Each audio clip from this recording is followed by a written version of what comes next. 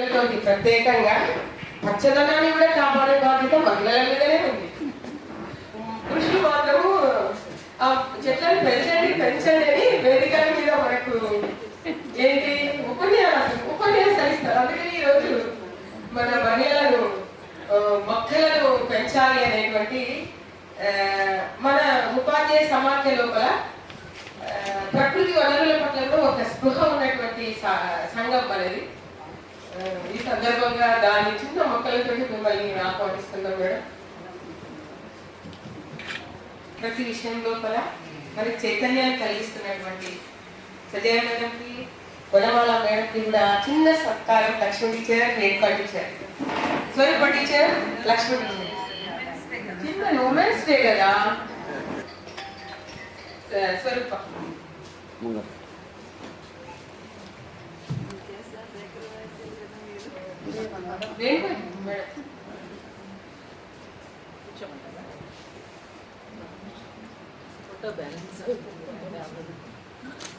మిత్రులు, ఈ ఫోటోలు కాదు తీసుకోవాల్సింది.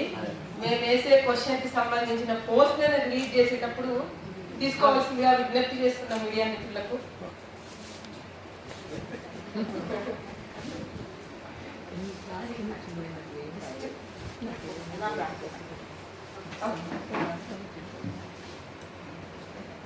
చాలా సమయాభావం ఉన్నప్పటికీ కూడా మేము ఖచ్చితంగా మాట్లాడే అవసరం వచ్చినందుకు కరెక్ట్గా 6వ తారీఖు రోజు నేను ఈ హాల్ బుక్ చేసుకున్నాను.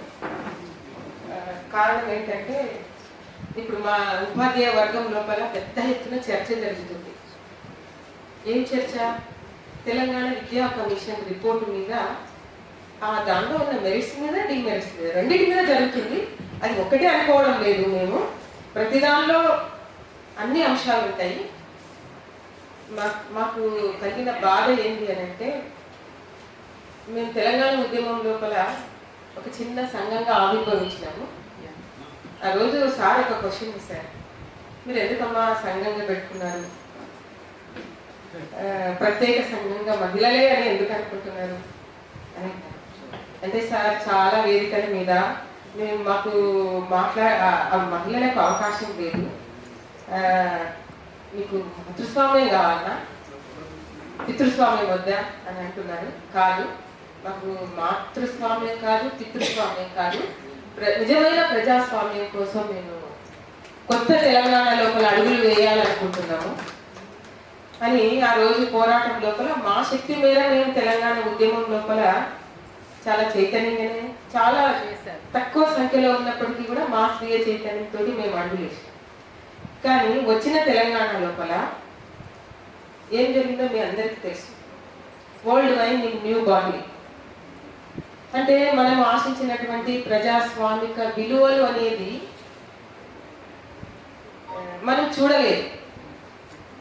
నిజంగా గత ప్రభుత్వాలు వచ్చిన తర్వాత నిజంగా మహిళలకు, బాలికలకు సంబంధించి ఏమైనా ప్రత్యేక ప్రణాళికలు రచిస్తారేమో అని అనుకున్నాము.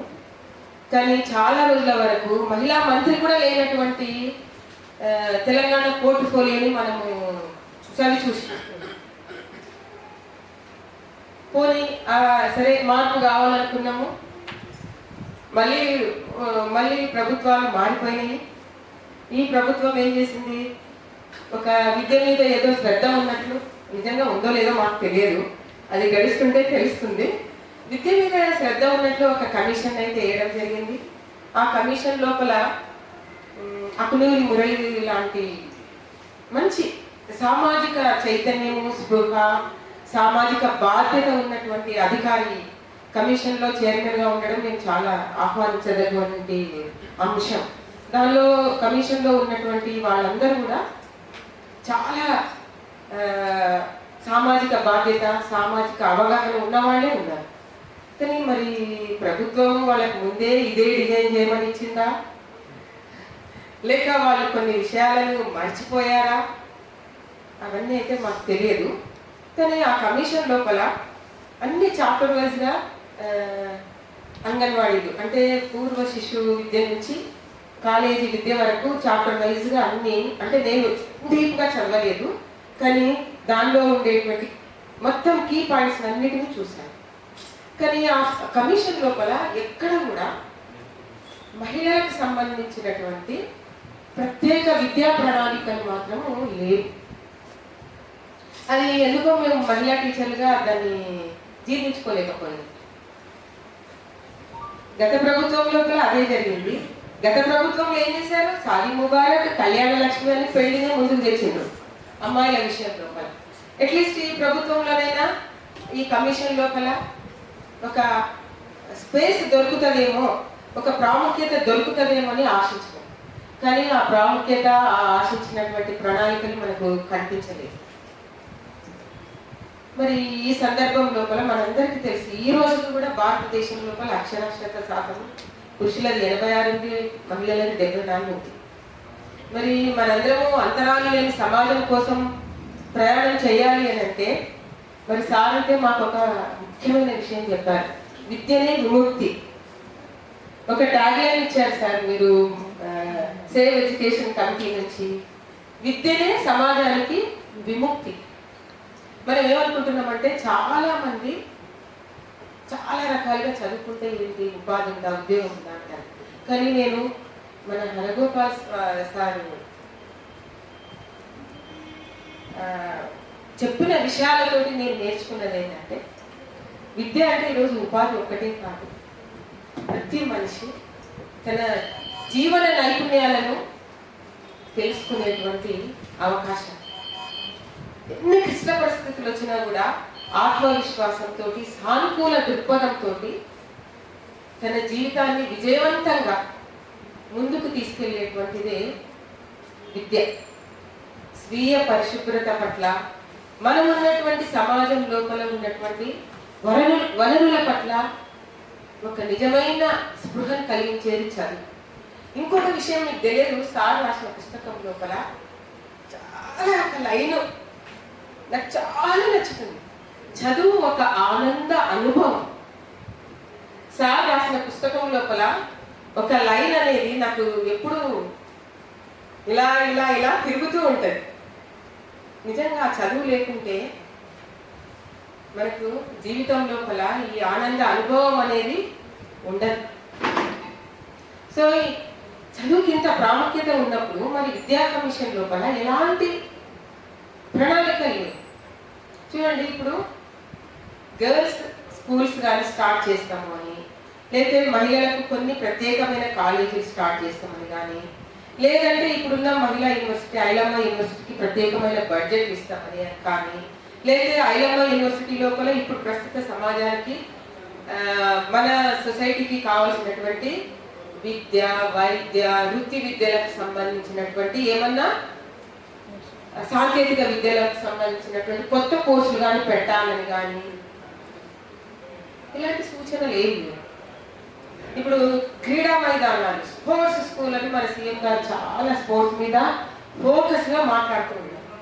కానీ మనం గత ప్రభుత్వాలు చూసింది, ఎవరైనా సింధు కానీ ఎవరైనా ఇలాంటి క్రీడాకారులందరూ ప్రపంచవ్యాప్తంగా గొప్ప గొప్ప బహుమానాలు తెచ్చినప్పుడు వాళ్ళకి కోట్ల రూపాయల బహుమానాలు ప్రకటిస్తుంది విజేతలు అయిన తర్వాత.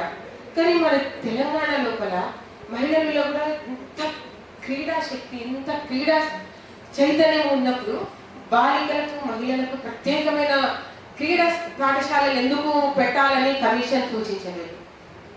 విద్య అంటే సమగ్ర అభివృద్ధి అన్నప్పుడు అన్ని రంగాలలో ఉండేటువంటి అవకాశాలను మహిళల కోసము, అంతరాలు ఉన్నటువంటి వివక్షలు ఉన్నటువంటి సమాజం లోపల మహిళల కోసం ప్రత్యేకంగా ఏర్పాటు చేయాలనేటువంటి పెద్ద అంశాన్ని కమిషన్ సభ్యులు ఎందుకు మర్చిపోయారు? ఇది మనం ఈరోజు లేవనెత్తుతున్నటువంటి ప్రశ్న. మనం ఇంకొకటి, నేను ఇప్పుడు పేరు ఒకటే, ఒక్క నిమిషం సార్, ఒకటే, ఆ పేరు కొంచెం కన్ఫ్యూజన్గా ఉంది పేరు పలకడానికి.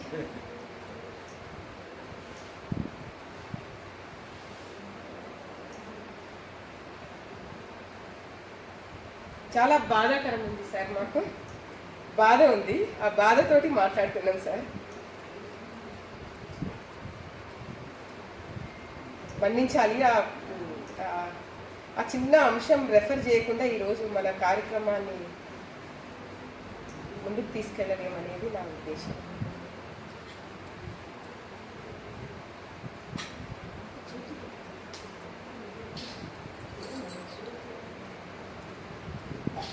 ఒక్క విషయం ఏంటంటే,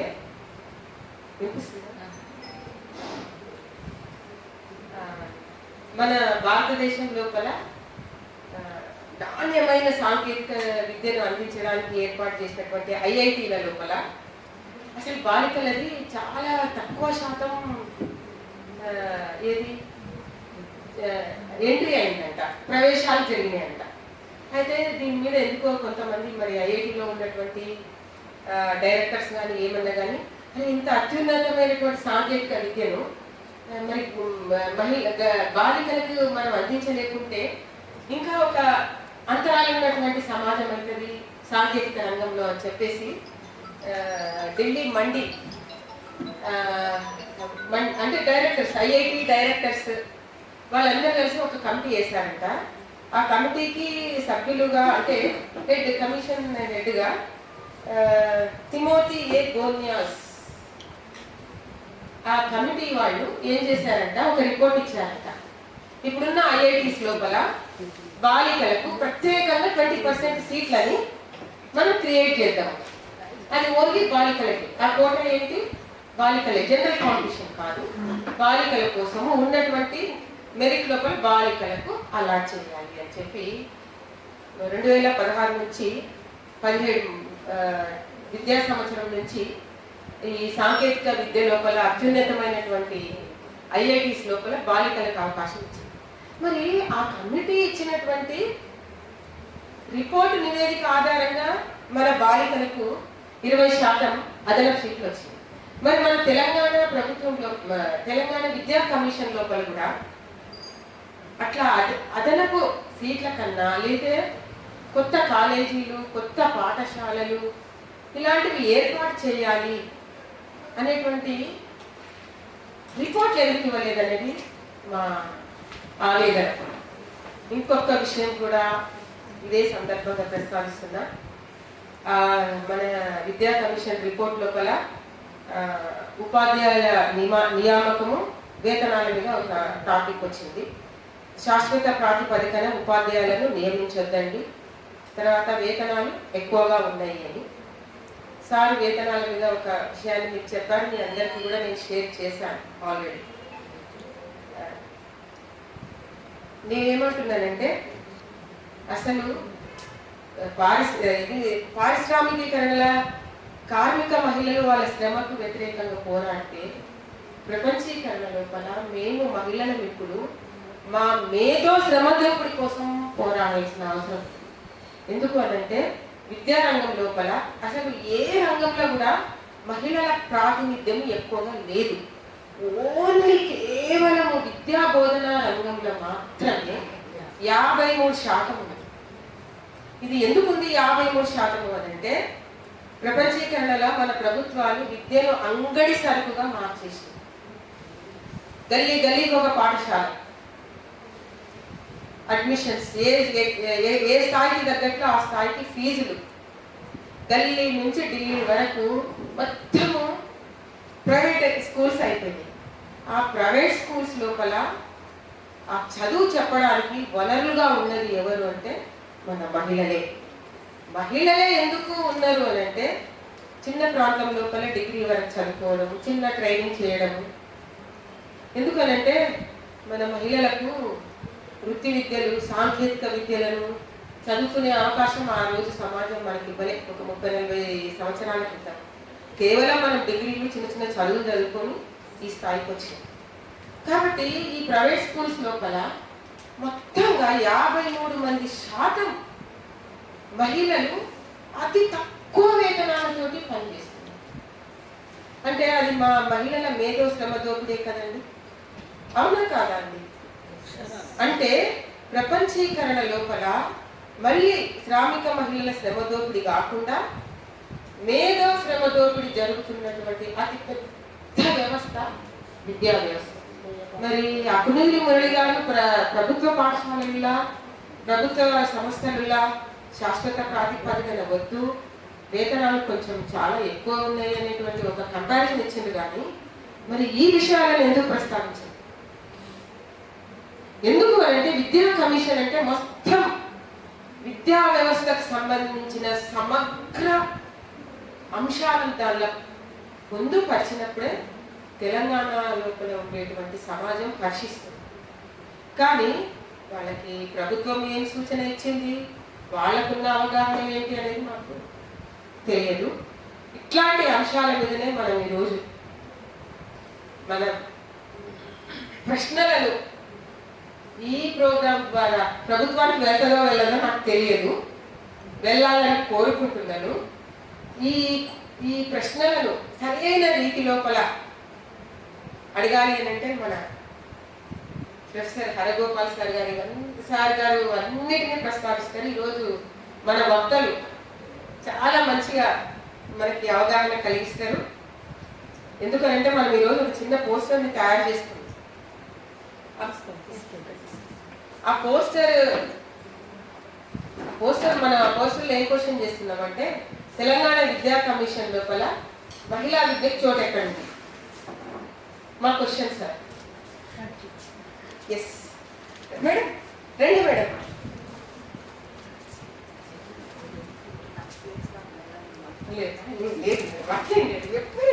ఈరోజు మీరు అందరూ కొంచెం మేడం, అమృత మేడం ప్లీజ్ రండి, ఇక్కడ రావాలి, మీరు ఇక్కడ రావాలి.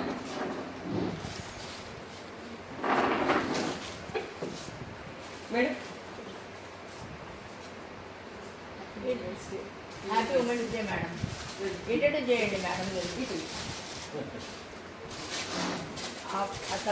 మనకి మరో ముఖ్య అతిథి అమృత మేడం గారు.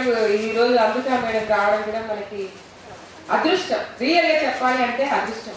ఎందుకంటే మేడం వాళ్ళు అనాథ బాలికల కోసము ఎన్నో రకాలైనటువంటి హోమ్స్ని నడుపుకుంటూ బాలికల విద్య కోసము నిరంతరము పాటుపడుతున్నటువంటి చాలా సామాజిక స్పృహ ఉన్నటువంటి మహిళలు కొంతమంది ఉన్నారు. వాళ్ళ లోపల అంబికా మేడం కూడా అతి ముఖ్యమైన భూమికను పోషిస్తున్నారు. మేడం ఈరోజు మా కార్యక్రమానికి ఇచ్చేసి మా డాన్స్ని గ్రేస్ఫుల్ చేస్తారు madam. Very thank you madam, thank you. ఎందుకంటే మేడంకి తెలుసు ఈరోజు అబ్బాయిలని ప్రైవేట్ స్కూళ్ళకి, అమ్మాయిలని గవర్నమెంట్ స్కూల్కి, మళ్ళా అక్క చెల్లెళ్ళు ఉంటే అమ్మాయిలు గృహ కార్మికులు, అబ్బాయిలు మంచిగా ప్రైవేట్ స్కూల్లో చదువుకోవాలి. ఇవన్నీ చాలా ఉన్నాయి, చాలా అంశాలు ఉన్నాయి. మన వక్తలు చాలా అంశాలను మనకు వివరించి చెప్తారు. కరోనా తర్వాత పరిస్థితి ఇంకా చాలా మారిపోయింది. మేడం మిమ్మల్ని నిజంగా చాలా చాలా పాదాలు వందనాలు చేయాలనిపిస్తుంది మేడం. ఈ అంశం ఎందుకు అంటున్నానంటే, నేను 12-13 మన ఉస్మానియా యూనివర్సిటీ లోపల ఆ జామ్స్మానియా స్కూల్లో ఉన్నప్పుడు నేను ఒక ప్రైమరీ స్కూల్ టీచర్. అట్లా ఉండడానికి వేరే కారణం ఉంది. 3rd క్లాస్ 28 మంది నా తరగతి లోపల, దాని లోపల 18 మంది లోపల 6-7 మంది అమ్మా నాన్న లేని పిల్లలు, 10 మంది సింగిల్ పేరెంట్స్. రోజు నేను అంటే పిల్లలవి చిల్డ్రన్స్ డే రోజు వాళ్ళని పిలిచి నేను డేటా అడుగుతాను, మీ అమ్మా నాన్న ఏం చేస్తారు, మీ ఇంట్లో ఎవరుంటారు అని జస్ట్ అట్లా ఊరికే అడుగుతూ ఉంటే ఆ విషయం నాకు ఉపయోగించింది. ఆ రోజు నేను షాక్ అయినా, నాకు ఇన్ని రోజులు తెలియదా?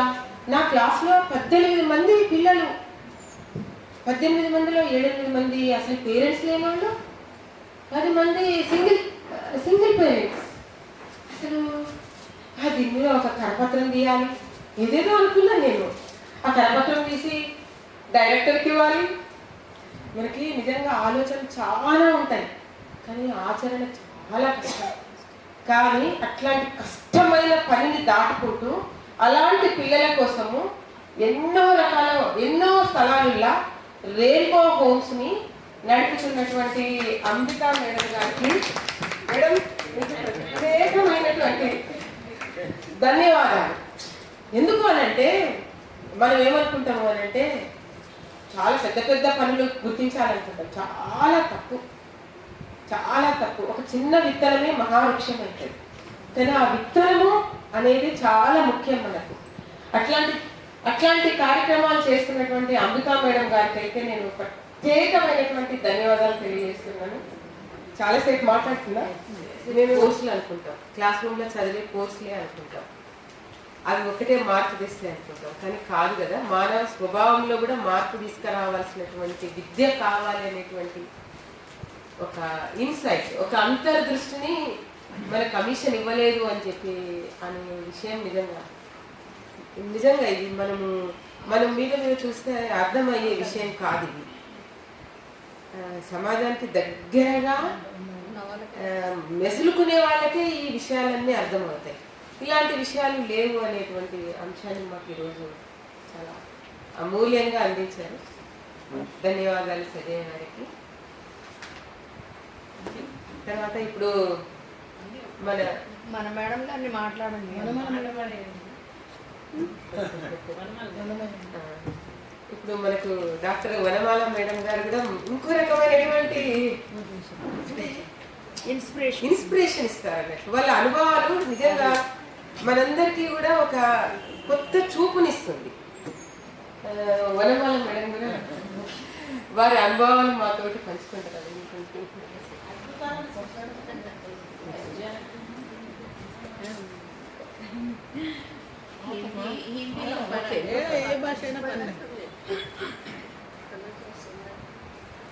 माँ सुना दो मुझे वो कहानी जिसमें राजा न हो ना हो रानी। माँ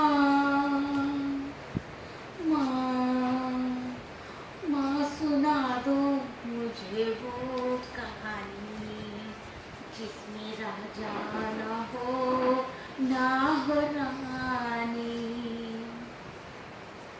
जो हमारी तुम्हारी कथा हो, जो सभी के दिलों की व्यथा हो। जो हमारी तुम्हारी कथा हो, जो सभी के दिलों की व्यथा हो। जिसमें खुशबू भरा हो धरा की बात, जिसमें न हो अप्सरा की, जिसमें परियां न हो आसमानी।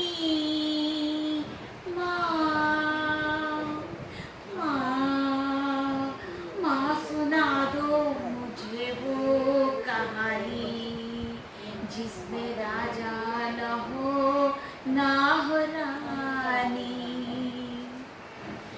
वो कहानी जो हंसना सिखा दे, पेट की भूख को जो भुला दे। वो कहानी जो हंसना सिखा दे, पेट की भूख को जो भुला दे। जिसमें खुशबू भरा हो धरा की बात, जिसमें न हो अप्सरा की, जिसमें परियां न हो आसमानी। वो कहानी न हो जो पुरानी।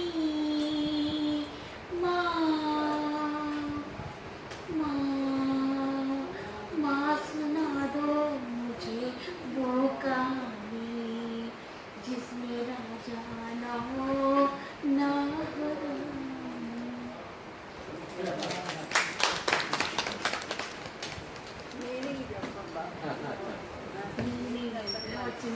పిల్ల తల్లిని అడుగుతుంది, పాత కథ చెప్పొద్దు, అందులో రాజులు రాణులు ఉన్నారని అటువంటి కథ నాకు వద్దు. అది మంచి నవ్వు తెప్పించేటువంటి కథ ఉండాలి. కడుపులో ఉన్నటువంటి ఆకలి మర్చిపోయేటట్టు చెప్పాలి. నీది నాది మన కష్టాలు ఉండేటువంటి కథ చెప్పు. అందులో ఈ భూమి సారంలో మట్టి వాసన రావాలి. అందులో అందులో ఈ అప్సరాలు ఇవన్నీ ఉండే లేనటువంటి అట్లాంటి కథ నాకు చెప్పు అనేసి.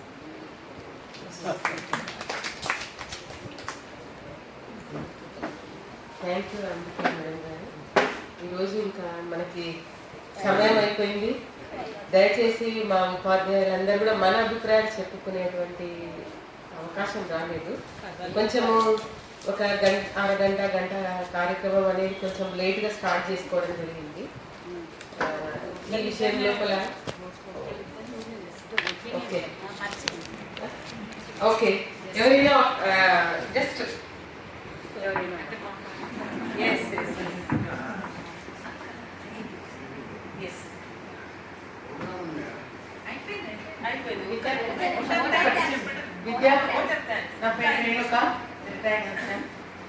విద్యా కమిషన్ లో ఉన్నటువంటి లోపాల గురించి మనకు ముఖ్యంగా మహిళా విద్య గురించి ఏదైతే వివక్ష ఉందో అందులో అంటే వివక్ష అని అనకుండా మనం దాన్ని మర్చిపోయారని చెప్పొచ్చు. అదైతే ఉందో దాని గురించి ముఖ్యంగా మనము మేడం గారు అన్నట్టు మనం దాని గురించి రిపోర్ట్ చేయడమా, దాన్ని చర్చలు పెట్టడమా అలాంటివి చేయాలి. కాకపోతే రిపోర్ట్ డైరెక్ట్గా ప్రభుత్వానికి సమర్పించినప్పుడు దాన్ని సోషల్ మీడియాలో, ఆన్లైన్లో, గవర్నమెంట్ వెబ్సైట్లలో 3 నుండి 6 నెలలు పెట్టి వివిధ సంఘాల నుండి, వివిధ వర్గాల ప్రజల నుండి వాటి ఒపీనియన్ తీసుకోవాల్సింది. పబ్లిక్ డొమైన్లో పెట్టి ప్రజల నుండి అన్ని వర్గాల ప్రజల నుండి కూడా అభిప్రాయాలను తీసుకొని తర్వాత దాన్ని ఫైనలైజ్ చేస్తే బాగుంటుంది. మేజర్గా అది దాంట్లో ఉంటుంది. ఇంకోటి గర్ల్స్ ఎడ్యుకేషనే కాదు, ఎక్కడెక్కడ స్పోర్ట్స్ మీద కూడా పెద్దగా దానిలో ఒత్తిడి తెచ్చినట్లేదు. మనం అప్పట్లో మనం చదువుకున్నప్పుడు చిన్న పాఠశాలలే, అన్ని ప్రభుత్వ పాఠశాలలే, అన్ని ప్రభుత్వ కళాశాలలు, కానీ ప్రతి బడికి ప్రతి కాలేజీకి మనకు గ్రౌండ్లు ఉండేవి, అన్ని రకాల ఆటలు. నేనే నా సర్టిఫికెట్ ఎందుకు ఇస్తే మాకు స్కూల్లో ఆజంపుర నెంబర్ 2 అందులో మాకు sports daily annual day only ప్రత్యేకంగా స్పోర్ట్స్, అందులో స్పోర్ట్స్లో స్కిప్పింగ్లో నాకు విన్ అయింది సర్టిఫికెట్ కనపడింది. ఇప్పుడు మనం పిల్లలకు ఏమి ఆడించడానికి అనుకుంటే కాదు కదా, వాళ్ళు నిలబడడానికి కూడా ప్లేస్ లేదు, టాయిలెట్స్ లేవు. నేను ఫేస్ చేస్తాను, ఎన్నిసార్లు రిపోర్ట్లు చేస్తాను ఇన్ని రకాల టాయిలెట్ల గురించి. 1100 మంది పిల్లలు 1 నుండి 10 వరకు, 4 బాత్రూమ్లు. పిల్లలు డ్రాప్ అవుట్స్, మేడం చెప్పినట్టు డ్రాప్ అవుట్ అనేది టాయిలెట్స్ లేకపోవడం వల్ల కూడా డ్రాప్ అవుట్ అయిపోతుంది. ప్రైవేట్ స్కూల్లో ఫీజు గట్లకి తెచ్చి ఇక్కడ జాయిన్ చేసినా కూడా అమ్మాయిని వాళ్ళు బెంచీలు లేవు, కుర్చీలు లేవు అని చెప్పేసి కింద కూర్చొని స్కూల్లో అడ్మిషన్ తీసుకొని వెళ్ళిపోయింది. ఇంకోటి అన్నిటికంటే ఇంపార్టెంట్ జెండర్ డిస్క్రిమినేషన్, జెండర్ ఏదైతే ఉందో అప్లికేషన్ ఫామ్, అడ్మిషన్ ఫామ్ ఏదైతే ఉందో మనకు స్కూల్కి వస్తుంది, మనం ప్రైవేట్లో కొనుక్కొచ్చుకున్నా లేదా గవర్నమెంట్ వెబ్సైట్ నుండి డౌన్లోడ్ చేసుకున్నా అందులో మేల్ ఫీమేల్ అని మాత్రమే ఉంది తప్ప ఇంకో 3 జెండర్ది ఎక్కడా లేదు. ఇవి ముఖ్యమైన పాయింట్స్. Thank you.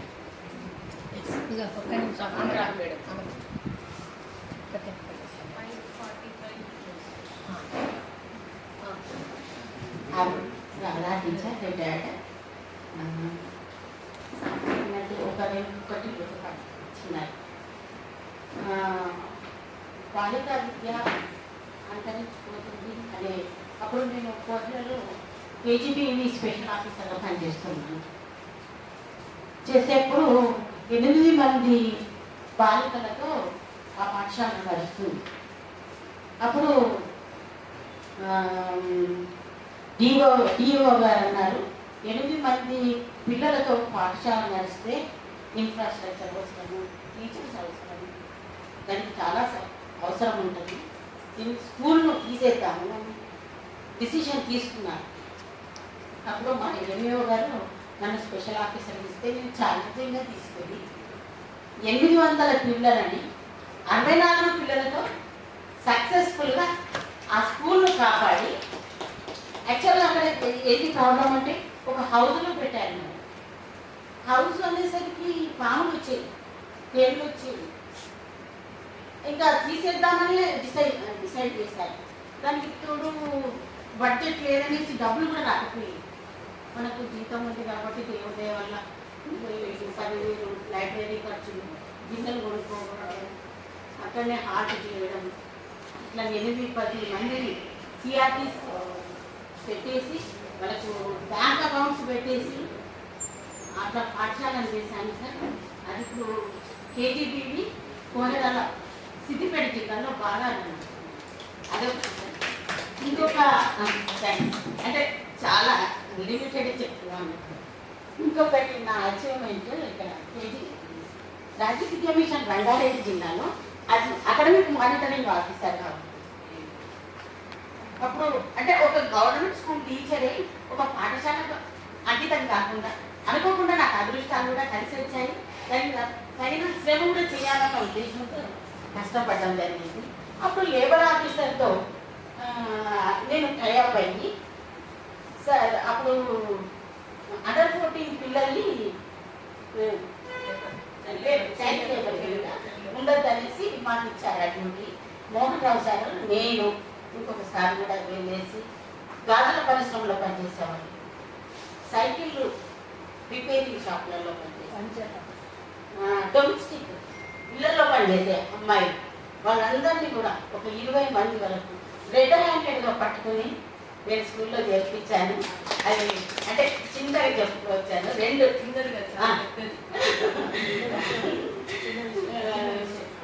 నేను కూడా హ్యాపీగా రిటైర్ అయినాను. నా పిల్లలు 2 బిడ్డలు డాక్టర్స్ అమెరికా. చాలా పెద్దది మేడం. చాలా అంటే ఆఫీసర్స్ నుంచి కూడా మాకు అప్పుడు చేస్తుంటే బాగా స్ట్రాంగ్ గా ఉండి కొట్లాడాల్సి వచ్చేది. ఎందుకు ఇంత మేడం ఇంత చేస్తుందంటే చదువులో మాకు తెలుసు. తెలుసా? చూసారా మేడం? రంగారెడ్డి జిల్లాలో అమరావతి మేడం నేను వర్క్ చేస్తుంటాను. అవును, Uma madam, Jhansi madam. Okay, thank you madam. ఇంకా చాలా అంటే చాలా చేశాం మేడం. ప్రాజెక్టులో అయితే ఒక్కరోజు కూడా నిద్రపోకపోయాను.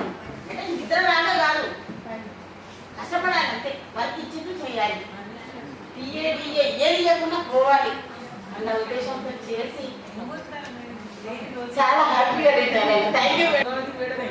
దాదాపుగా కాలం ముందు నుంచి కూడా అందరికీ నమస్కారం అండి. నా పేరు డాక్టర్ దాసోజు పద్మావతి. గురుకుల డిగ్రీ కళాశాలలో నేను పనిచేస్తున్నానండి. విద్యా వ్యవస్థలో బాగా కనబడని ఎక్కువ ఇబ్బంది పడుతున్న విద్యా వ్యవస్థలో ప్రధానమైన స్థానంలో ఉన్న వాళ్ళం గురుకుల వాళ్ళు. ఎక్కడైనా ప్రతి చోట సెకండ్ సాటర్డే హాలిడే ఉంటుంది, మాకు ఉండదండి. అసలు సెకండ్ సాటర్డే సెలవు కూడా ఇవ్వరు. ఎందుకంటే పేరెంట్స్ వస్తారు పిల్లల్ని కలవడానికి. అంటే నైట్ డ్యూటీస్ ఉంటాయి. ఇవాళ మార్నింగ్ 9కు కాలేజ్కి వెళ్తే రేపు మధ్యాహ్నం 1 o'clock రిలీవ్ అవుతాం. ఇప్పుడు కొన్నిట్లో యాక్ట్ వచ్చింది 24 hours కన్నా ఎక్కువ పని చేయడానికి, చేస్తే వాళ్ళకి ఎక్కువ పే చేయాలను, లేకపోతే ఎక్కడో ఒక చోట సబ్స్టిట్యూట్ చేయాలని. అది కొన్నేళ్లుగా 1984లో గురుకులాలు ఏర్పడ్డప్పటి నుండి ఇప్పటి వరకు కూడా ఎక్కడ ఎలాంటి దొరకలేదండి. ఇంకొకటి నైట్ డ్యూటీ చేస్తే ఇక్కడ అదే పోనివ్వండి, హాలిడే డ్యూటీస్ ఉంటాయి, సండే డ్యూటీస్ ఉంటాయి. నెలకు ఒక సండేనైనా మేము కాలేజీలో వర్క్ చేస్తాం. ఎక్కడ ఎలాంటి సబ్స్టిట్యూషన్ ఉండదు. ఒక 1 hour కూడా ఇది ఉండదు. ఫేస్ రికగ్నిషన్ వచ్చిన తర్వాత కనీసం 5 నిమిషాలు ముందు పడింది, లేకపోతే బయట వెళ్ళిన తర్వాత పడింది అని ఇదిగా ఉంటుంది, చేస్తాం, సంతోషం. కానీ ఇంత ఇది చేస్తున్నప్పుడు ఈ వ్యవస్థలో బాగా నష్టపోతున్న ఎక్కువ మహిళలేనండి. గురుకులాల్లో ఇప్పుడు 30 డిగ్రీ కాలేజీలు ఉంటే 30 ఉమెనే. అందులో పనిచేస్తున్న వాళ్ళంతా PhDలు, MPhilలు, మంచి క్వాలిఫైడ్ వాళ్ళు. ఈ వర్క్ ప్రెషర్ తట్టుకోలేక, ఫ్యామిలీని వర్క్ను మేనేజ్ చేసుకోలేక మంచి విద్యావంతులు ఇంతకన్నా తక్కువ ఇది ఉన్న ఇదిలోకి వెళ్ళిపోతున్నారు. ఈ కోణాన్ని చూడట్లేదు. మొన్న ఇచ్చిన ఎడ్యుకేషన్ రిపోర్ట్లో కూడా గురుకులాల్లో సరి అయిన పర్సంటేజ్ పిల్లలు ఉండట్లేదు, అవసరం లేదు ఇన్ని అన్నారు. కానీ ఎందుకు అక్కడ పిల్లలు రావట్లేదు? పిల్లలు స్ట్రిక్ట్ చేస్తారు, కాదనం, ఎడ్యుకేషన్ బాగుంటుంది. కానీ వాళ్ళు 18 years దాటిన పిల్లలు కదా, మీరు గేటు దాటొద్దు, ఏం ఫోన్ రావద్దు అని ఒక 14 years స్కూల్ స్టేజ్ ఎలా ఉంటుందో డిగ్రీ స్టేజ్ కూడా అలాగే ఉంటుంది. అది వాళ్ళకు రిస్క్గా ఉంటుంది. ఈ టీచర్స్కి ఏమో వాళ్ళను ప్రెషరైజ్ చేసుకుంటూ ఉండడమే ఉంటుంది, సరైన అవుట్పుట్ రావట్లేదు. ఒక PhD టీచర్ అక్కడ ఉన్నా కూడా వాళ్ళకు కాపలాగా ఉన్న ధోరణిలో వీళ్ళుంటుంది, వాళ్ళేమో మమ్మల్ని రిస్ట్రిక్ట్ చేస్తున్నారు అని ఉంటుంది తప్ప ఈ రిపోర్ట్ అది చేయండి, ఈ ప్రాజెక్ట్ చేయండి, లేకపోతే ఈ సెమినార్ అటెండ్ అవ్వండి, ఈ పేపర్ సబ్మిషన్ చేయండి, ఈ గూగుల్లో సెర్చ్ చేసి ఇది రాయండి అనే ఒక సరైన మేధోపరమైన ఇది రావడం లేదు సార్. ఈ రకమైన కోణాన్ని చూస్తే చాలా చాలా మంచి విద్యా వ్యవస్థను మనం రూపుదిద్దుకోవచ్చు, మంచి పౌర సమాజాన్ని నిర్మించుకోవచ్చు. చాలా బాగుంటుంది. ఈ కోణాన్ని ఇలాంటి పెద్దలు కూడా సజెస్ట్ చేస్తే కష్టపడడానికి ఏం లేదు సార్, కష్టపడతాం. కానీ ముఖ్యమంత్రి గారు చెప్పిన దాంట్లో కూడా మా గురుకులాలు దాన్ని అసలు ప్రస్తావించడం జరగలేదు. ఎక్కడా లేదన్ని సెలవులు టీచర్లకు ఉన్నాయి అన్నారు. అందరికన్నా తక్కువ సెలవు తీసుకుంటుంది గురుకుల విద్యా వ్యవస్థలో సార్. ఈ కోణాన్ని దృష్టిలో పెట్టుకొని సరైన నిర్మాణం చేయడంలో మనమందరం సహకారం అందిద్దామని నిరంతరం కృషి చేస్తున్నాం. మా మల్లీశ్వరి మేడం గారికి హృదయపూర్వక నమస్కారాలు తెలియజేస్తూ మన సంస్థ మరింత ముందుకు వెళ్ళాలని మేము ఒక్కడుగు మీతో కలిసి నడుద్దామని చెప్తూ నమస్కారం అండి. ధన్యవాదాలు. మా పాఠశాలలో ఇద్దరి పైన పోక్సో కేసు, ఒక అబ్బాయి అమ్మాయి పైన. అంటే అది 9వ తరగతి అమ్మాయి.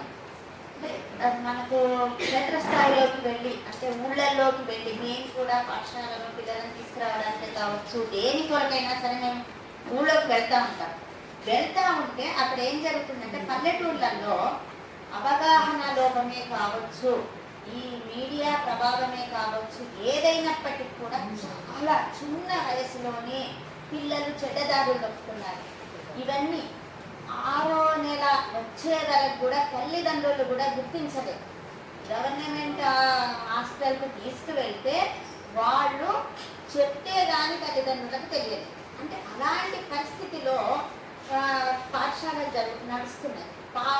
గ్రామాల్లో పాఠశాలలు, ముఖ్యంగా గ్రామాల్లో అసలు ఎలాంటి అవగాహన లేకుండా పోయింది. అంటే ఇప్పుడే కాదు, నేను గత 20 సంవత్సరాల నుంచి చేస్తున్నప్పటి నుండి కూడా ఇదే జరుగుతుంది.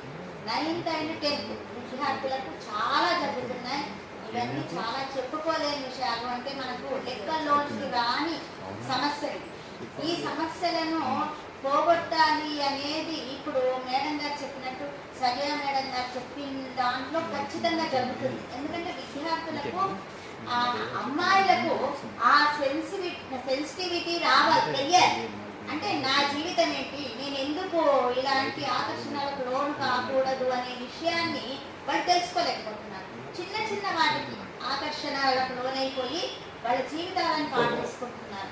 ఇప్పుడు ఆ అబ్బాయి దాంట్లోనే ఉన్నాడు, ఈ అమ్మాయి స్కూల్ మానేసింది, ఇంకా వీళ్ళు ఏదేదో చేస్తున్నారు. తల్లిదండ్రులు స్కూల్కి రావటం లేదు, ఎగ్జామ్ ఫీజు కూడా కట్టలేదు 10th క్లాస్ అమ్మాయికి. అంటే ఇలాంటివి చాలా జరుగుతున్నాయి. ఇప్పుడు మా పాఠశాలలోనే 4 విద్యార్థులు ఇలాంటి దాంట్లో పడిపోయారు. అంటే ఓన్లీ మా దగ్గరనే ఇంత ఉందంటే ఇంకా అన్నింటిలో ఎంత ఉందో మనము లెక్క చేసుకోవాల్సిందే. ఇలాంటివి తెలియాలి, వాళ్ళు ఆ అవగాహన రావాలి అంటే మాత్రం ఖచ్చితంగా విద్యలో మార్పు రావాల్సిందే అని నా అభిప్రాయము. ధన్యవాదాలండి. ఇది అందరూ ఒకసారి ఒకసారి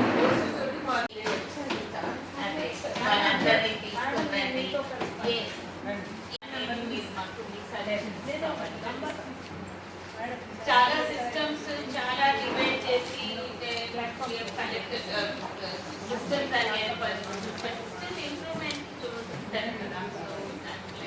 మేడం నెంబర్ జయప్రదం చేసిన మన సమస్యను ముందుకు తీసుకొచ్చిన అందరికీ కూడా ప్రతి ఒక్కరికి పేరు పేరుగా ధన్యవాదాలు తెలియజేసుకుంటున్నాను. Thank you.